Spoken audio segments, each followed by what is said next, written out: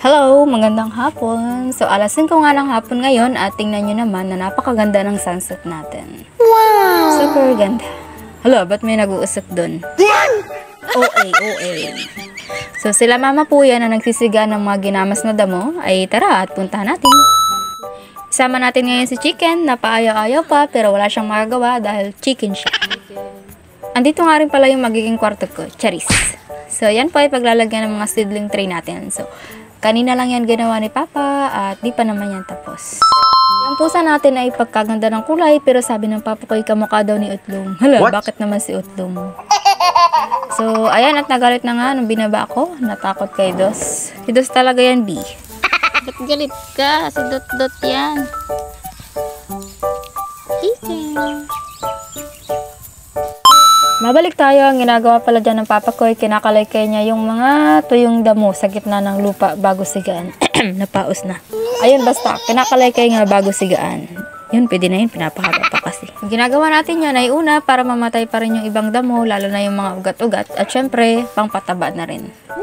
Sa tindi ng init dito sa amin na ilang araw nga lang ito yung tuyo na agad yung mga ginamas ni Mama. Tingnan nyo naman at kabilis lang gumapang ng mga apoy at maabo yung mga tuyong dahon.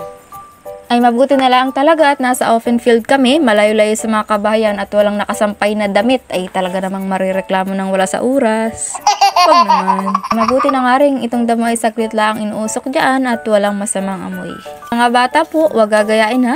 Huwag magsusunog kung saan-saan, lalo na ng mga plastic at napaka-delikado. Kami dyan ay nakabantay talaga at kahit anong sabihin natin, ang apoy ay apoy. Tama. Tama, sabi ni Chicken na muntik na maging lechong manok. Lechong chicken. Come on. Chicken. Bilis. Chicken. Dali. Chicken. Dali. Layo-layo ka po. Bilisan mo. Chicken.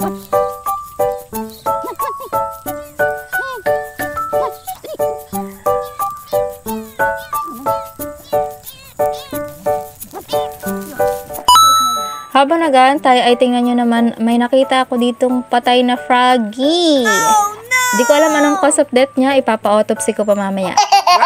Huy, hindi. Feeling ko lang ay naipit siya ng lupa kasi diyan ko siya nakitang nakasiksik sa bitak ng lupa. So sad. Ewan ko ba nung naisipan ko at inamoy-amoy ko pa. Alam ko namang patay na. Edi ano ba namang amoy ng patay? Edi alam nyo na yun. Si Chicken nga, pati palaka ay ayaw patawarin. Ay anak ko, tinapon ko na lang yung palaka sa apoy ng makrinate na. Next na nakita ko dyan ay sapatos. Paano nakarating tong sapatos na to dito? Ay syempre, tuwing tag-ulan, bumabaha din dito sa palayan ay kung ano-anong basura ang sumasama sa tubig. Itinaas nga rin pala namin yung wire dyan na nakita nyo naman sa previous vlog natin, nakalaylay dyan sa gitna. Pakita ko na nga rin pala sa inyo saglit dyan yung bahay namin. Ay, hulaan nyo pala muna. Kulo, may bubong. Ayan po yung aming bahay at kita nyo namang hindi pa talaga tapos. At yero-yero lang ang takip ng bintana namin. So, malay nyo naman, soon, mapaayos natin, diba? Walang imposible. Tama. Si Papa pala, ayan, pagkatapos dito sa bukid, ay ahon naman siya sa bundok. So, para naman abya din yung mga alaga namin sa bundok. Ay talaga namang napakasipag. Parang yagari, ahon lusong, ay wala nang katigilan. Si Chicken nga dyan ay nag-aakit na rin umuwi, ay pinapaamoy pa sa akin ang kanyang puwet kalang may mabango, ay pagkaasim naman, Diyos me. Hala, hanggang dito na lang muli. Bye-bye, sabi ni Chicken. Chicken? Uwi na Chicken?